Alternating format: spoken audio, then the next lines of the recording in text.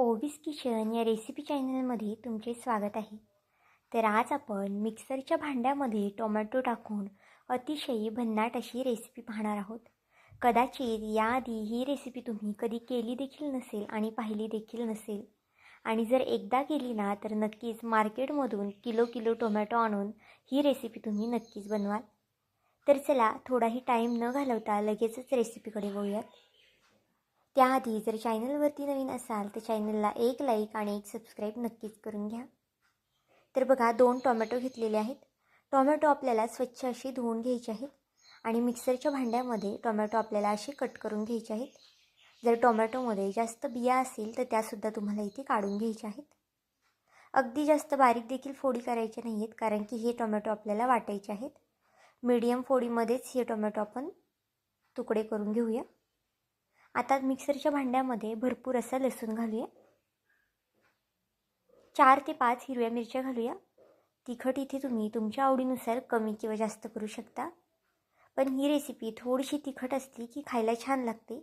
पण जर तुम्ही लहान मुलांसाठी करत असाल तर थोडंसं कमी तिखट करा. अर्धा चमचा जिरं घालून घेतलेलं आहे.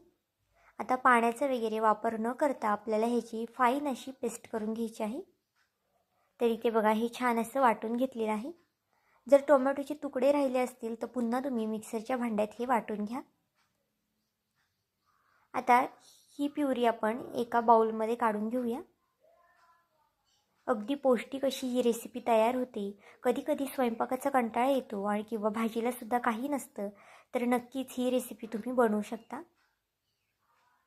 तर आता यामध्ये थोडीशी चिरून घेतलेली कोथिंबीर घालून घेऊया. एक मोठा चमचा इथे मी पांढरे तीळ घातलेले आहेत. जर तुम्ही उन्हाळ्यामध्ये पांढरे तीळ खात असाल तर नक्कीच यामध्ये पांढरे तीळ घाला, कारण की त्यामुळे याची चव अजून जास्त वाढते. अर्धा चमचा हळद घालून घेतलेली आहे. चवीनुसार मीठ घालून घेतलेलं आहे आणि अगदी 2 चमचे इतपत बेसन पीठ घातलेलं आहे.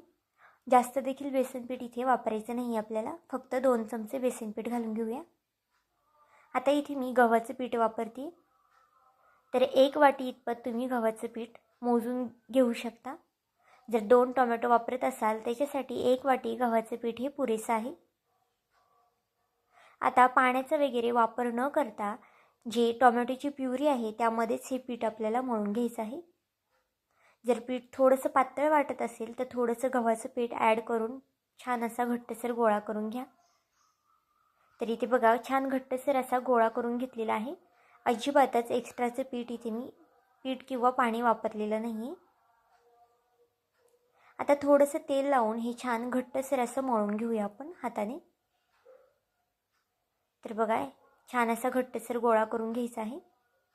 जर व्हिडिओ इथपर्यंत पाहिलाच आहे आणि व्हिडिओ थोडा जरी आवडला असेल तर व्हिडिओला एक लाईक आणि एक सबस्क्राईब नक्कीच करून घ्या, कारण की नवीन यूट्यूबरसाठी तुमचे एक लाईक एक सबस्क्राईब हे खूप जास्त मोलाचं असतं.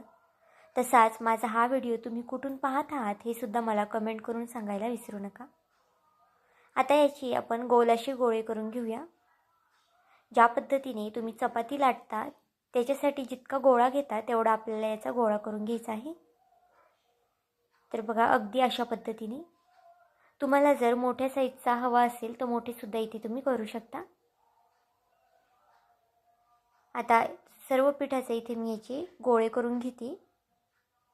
या पिठामध्ये 5 ते 6 पराठे होऊ शकतात जर लहान लहान केले तर. तर आता एका गोळ्याला थोडंसं पीठ लावून घेऊया आणि छान लाटून घ्यायचा आहे हा पराठा. अगदी आपण चपाती ज्या पद्धतीने लाटतो त्याच पद्धतीने ही लाटून घ्यायचं आहे. छान पातळ हा पराठा लाटून घ्यायचा आहे. अजिबातच जाड ठेवायचा नाही. जितका पातळ हा पराठा तुम्ही लाटाल तितका खायला देखील अजून जास्त रुचकर लागेल. याच्या तुम्ही पुऱ्या देखील करू शकता. अशा पद्धतीने मोठी चपाती लाटून घ्या आणि आपण ज्या पद्धतीने पुऱ्या करतो वाटीने गोल करून अगदी त्या पद्धतीने याच्या तुम्ही पुऱ्यासुद्धा करू शकता. तरी ते बघा पराठा आपला छान असा पातळ लाटून घेतलेला आहे. जास्तीचं देखील कोरडं पीठ याला लावायचं नाही. आता अशाच पद्धतीने सर्व पराठे इथे मी लाटून घेते. एका साईडला गॅसवरती पॅन ठेवलेला आहे तापत. पॅन छान तापला की यावरती अगदी थोडंसं तेल घालून घेऊया आणि जो पराठा लाटून घेतला होता तो भाजून घ्यायचा आहे.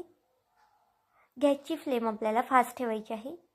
अगदी ज्या पद्धतीने आपण चपाती भाजतो त्याच पद्धतीने हा पराठा देखील भाजून घ्यायचा आहे. फक्त पराठा भाजताना थोडंसं तेलाचं प्रमाण जास्त ठेवा, म्हणजे पराठा छान खमंग भाजला जातो आणि खायला देखील छान लागतो. तेलाऐवजी इथे तुम्ही तूप वापरलं किंवा मग बटर वापरलं तरीसुद्धा चालणार आहे. तुपामुळे सुद्धा पराठ्याला अजून जास्त चव येते. तर आता दोन्ही साईडने पराठा छान गोल्डन कलर येतोपर्यंत भाजून घेऊया.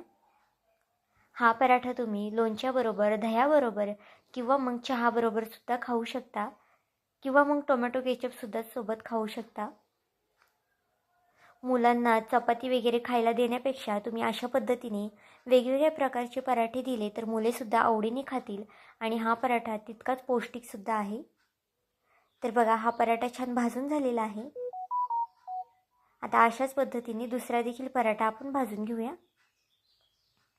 तुम्ही जर हे पराठ्याचं पीठ जास्त वेळ भिजत ठेवलं आणि मग नंतर पराठे लाटले की पराठे तुमचे छान फुगतीलसुद्धा. पण आपण हे पराठे लगेचच पीठ मळल्यानंतर करायला घेतलेत, त्यामुळे इथे पराठे फुगले नाही आहेत. तरीसुद्धा हे पराठे अगदी एक दिवस मऊसूत असे राहतात. तर बघा, दुसरा देखील पराठा आपला छान भाजून झालेला आहे. आता हा सुद्धा पराठा आपण एका प्लेटमध्ये काढून घेऊया. तर इथे पाहू शकता तुम्ही, अगदी मऊसूत असे हे पराठे झालेले आहेत. गरम गरम खा किंवा मग थंड झाल्यावर नंतर खाल्ले तरीसुद्धा अगदी मऊसूत राहतात हे पराठे. तर आजची ही टोमॅटोच्या पराठ्याची रेसिपी तुम्हाला कशी वाटली मला हे कमेंट करून नक्की सांगा. आणि जर चॅनलवरती नवीन असाल तर चॅनलला एक लाईक, एक सबस्क्राईब करायला विसरू नका. भेटूया आपण पुन्हा एका अशाच नवीन व्हिडिओमध्ये. तोपर्यंत बाय.